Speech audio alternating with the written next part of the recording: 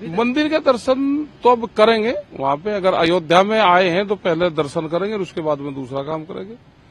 भाई तो राम की नगरी है, जो यहाँ पे आया है तो राम में तो सब है ही, पूरा हिंदुस्तान है। तो कहीं ना कहीं राम की जो हम तो वंशज है ना यहाँ के ही, हमारा तो जन्म है वो अयोध्या का है, पूर्वजों का जन्म।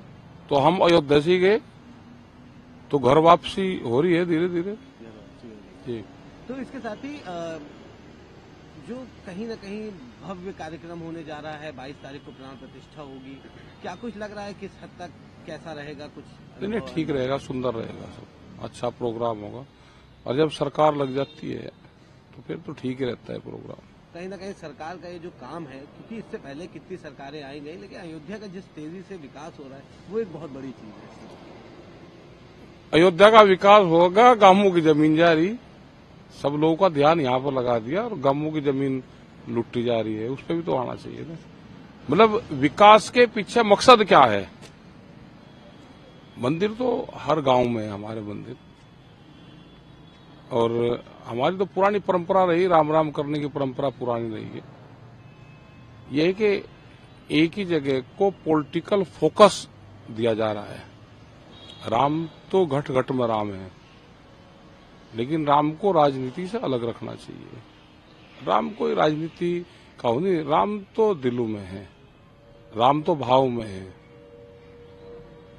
लेकिन एक बड़ी चीज ये भी है कि कहीं ना कहीं इससे अयोध्या वासियों का या पूरे शहर का बहुत बड़ा विकास होगा। इससे पहले नहीं, ठीक है, विकास होना चाहिए भाई। अयोध्या वासी यहाँ पे रह रहे हैं तो विकास होना चाहिए, टूरिज्म को बढ़ावा मिलेगा और जो लोग यहाँ पे हैं रोजगार भी मिलेगा उससे, और डेवलप होगा शहर। तो कोई भी डेवलप हो, किसी भी उससे हो तो ठीक चीज है। अयोध्या का विकास हो, ठीक है, यहाँ के लोगों को रोजगार मिले, पर्यटक को बढ़ावा मिलेगा।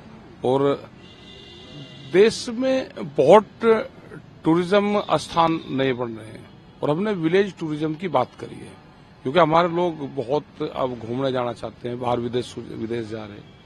तो यहाँ पे भी बहुत जगह है, उनको डेवलप करें। बहुत ऐतिहासिक स्थल हमारे हैं, उनको सबको डेवलप करना चाहिए।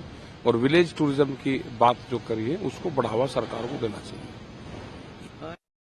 साक्षी मलिक ने रेलवे से हट गई, क्या लगता है किस तरह की? नहीं, रेलवे से नहीं वो हटी, उसने अपने खेल से रिजाइन करा है, मतलब खेल से अदविला उसने कहा है।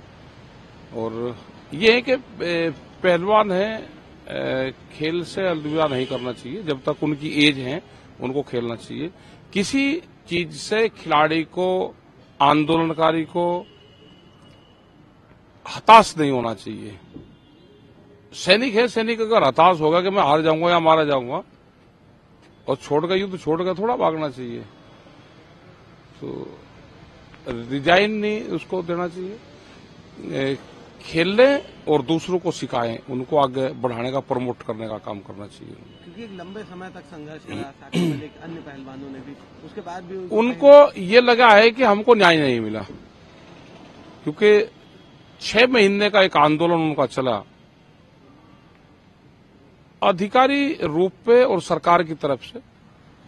कोई ये लगता है कि न्याय नहीं मिला हमको, तो उसी से हताश होकर उन्होंने इस तरह का कदम उठाया। क्या लगता है कहीं आपका क्या इस पे हमारी कोई बातचीत नहीं हुई है। क्या कुछ बातचीत करने का इरादा है? नहीं, हमारा नहीं। अगर वे बात करेंगे तो कर लेंगे, हमारा कुछ नहीं। फिर उन्होंने दे दिया अपना खेल से वो दिया, तो हमारा तो मीडिया के माध्यम से ये है कि खेल से रिजाइन नहीं करना चाहिए, संघर्ष से दूर नहीं जाना चाहिए, संघर्ष का मुकाबला करना चाहिए। एक आखिरी सवाल है, जगदीश धनखड़ की जो मिमिक्री का एक वीडियो बनाया गया, राहुल गांधी उसमें वीडियो बना रहे थे, वो भी एक बड़ा विवाद है। वो उपराष्ट्रपति है, उपराष्ट्रपति की मजाक, कार्टून वो नहीं बनते। कानून और संविधान में हमारे क्या है, उस हिसाब से अपना काम करो। तो जो ये चीजें हुई उसको लेकर के कहीं ना कहीं आप सहमत नहीं है कि इस तरह की जो वीडियो बनाई गई है, जो कानून क्या कहता है, संविधान क्या कहता है, उसके हिसाब से काम करो। लेकिन उपराष्ट्रपति को पॉलिटिक्स में मत लेकर आओ। वो उपराष्ट्रपति देश के हैं, हर जाति के हैं, एक बिरादरी के नहीं है वे। जब वो बड़े पद पर चले जाता है कोई भी, तो एक जाति, धर्म और उससे ऊपर उठ जाता है। लेकिन उसमें से भी वोट तलाश करना वो गलत है। जगदीश धनखड़ में से कितनी वोट मिल जाएगी, एक बिरादरी को कितनी वोट मिल जाएगी, क्या उनको होगा। पॉलिटिकल पार्टी उसमें से भी वोट तलाश करती है। तो कहीं ना कहीं आपने पॉलिटिकल पार्टी कहा, उसमें वोट तलाश कर रही है, लेकिन उसका जो वीडियो बनाया गया या राहुल गांधी उसको कैप्चर कर कह रहे हैं कि ये तो पूरे क्वेश्चन आएंगे, सारे चैनल वालों को यही आएंगे, भाई वीडियो बना ली उसने, क्या घटना हो रही, अपना दस्तावेज सामने तो है, उसने वो रिलीज नहीं करी, उसने कहा कि मेरे से नहीं गई, किसी और से भेजी। आप उस पर कार्रवाई करो ना। कानून क्या कहता है इसमें, भाई संविधान क्या कहता है कि क्या कार्टून बन सकता है, उसमें कानूनी स्तर पे काम करें। कानून क्या करे, कानून अपना काम करे। सामाजिक स्तर पे पूरी प्रेस और चैनल रख के और किसी आदमी को क्या नुकसान पहुंचाने के हिसाब से काम कर रहे हैं।